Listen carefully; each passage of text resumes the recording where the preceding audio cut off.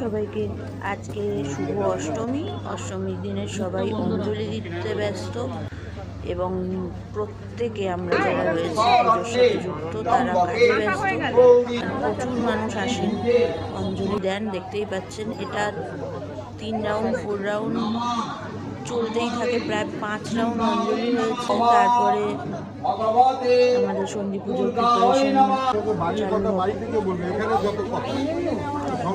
চলছে এবং সবাই ভীষণ ব্যস্ত। তার মধ্যেও যেটুকু যা দেখানো যায় আপনাদের জন্য একটা ক্লিপিংস রেখে দিয়েছি। কেমন লাগলো অবশ্যই জানাবেন আমাকে এবং সবাইকে শুভ অষ্টমী। দেখা হচ্ছে